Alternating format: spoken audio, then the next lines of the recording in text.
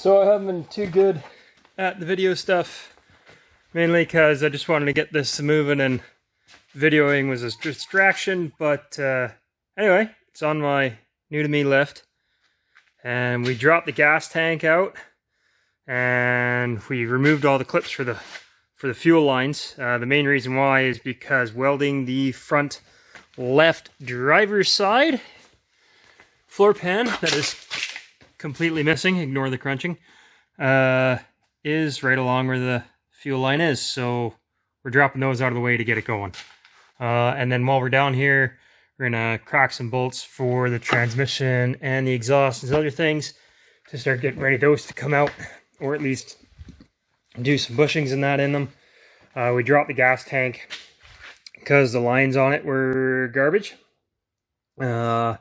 And in looking at it, the reason why we weren't getting a fuel signal is because the ground was disconnected, and it's super crusty, but it is solid, so we'll just brush it up, clean it, rattle can it, throw it back in with a new set of the new sending unit. And then while it's out, we're gonna, well, do some patching in pieces. Anyway, Rust Belt car. So this is where we're at. Had to take the front steering knuckle off and just to kind of get at everything. But here's our big problem.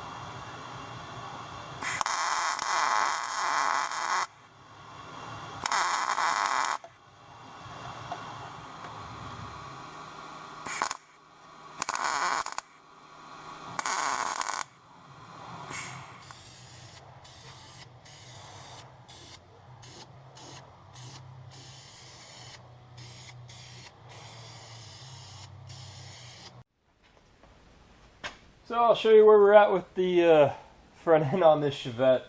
The whole subframe and inner fenders are all repaired, welded, stuck in, etc.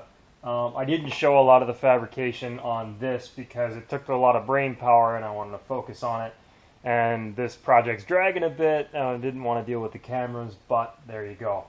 What I wanted to point out before I close some more stuff up is the reason why this was rotted out, I want to bring attention to. I don't know how well this shows up, but this gap in the seam sealer here allowed a lot of water and junk over the years to collect underneath of it, and over time, 40 years worth, rots it all out. Anyway, to prevent that from happening, we're going to use a adhesive seam sealer of our own, redo the factory seam seal as seen here, and then add a few more, namely one of the butt plates I've done and some of the other tweaks, just to make sure that this thing's got some longevity of itself, and of course the original culprit.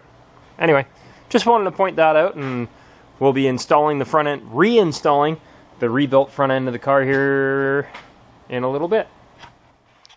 The reconstruction of the front end is going to be more than a little ways away. So on this side, I'm going to take a few clips that I do have and talk you through the fabrication process I work through for the rust repair. First off, I'm doing here is just the test fit of the cut piece, make sure it's trimmed appropriately. Then we move on to cleaning the surface for the incoming weld. I'm making sure, even though it is bare metal, that there hasn't been any accumulated grease, dirt, grime, or what have you from, the time of preparing the incoming piece, as well as just the conditions of the shop itself. Once we've cleaned up the piece that's going in, as well as the surface to be welded to, we just set ourselves up to do the welding. I do that by using magnets and clamps to get as many hands free. Sometimes you can hold it by hand, although this particular fender well was a tight space and a little bit awkward, so I used the magnets. While the piece is being held in place by the magnet, I use a series of tacks to secure it in order to make sure the edges are at least reasonably flush with each other, and that allows us during the butt welds to make sure it doesn't warp. So I space the welds out around the perimeter before burning in the beads later. So it's important to just take your time, make sure they're flush, do little bits, and carry it all the way around the perimeter in small stages. Too much heat will either burn through or potentially warp the piece. The next thing I move on to is the bottom edge. I use another clamp there to hold the metal flush with each other, because on the bottom, to simulate the spot welds that were stock, I just drilled some holes, and the next thing to do is just burn them in with rosette welds.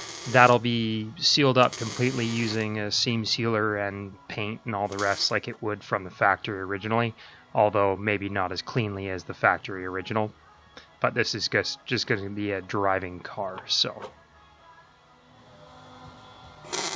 At this point, it's just time to complete the weld. So I use a small set of beads or just tacks all the way around just to finish closing that up. I don't want to put too much heat in it, because that usually results in burning through, being thin sheet, or ends up warping the metal if you end up having to do a big piece. One thing I try to be mindful of is I leave, as you see here, some of the structure in while I work. I don't cut all of it all at once, and it gives me a template and keeps rigidity as I work further. Here you'll see it's just finished up with some primer, and while not totally smooth, it's inside a wheel well, and structurally it's as strong, if not stronger, than it would be out of the factory. And we just do piecemeal, one thing at a time. Next time on Project Money, we're going to be refurbing and rebuilding the front end components of the car. Up until that point, I'll just remind you to learn as you go. You'll still be surprised at how far you can get.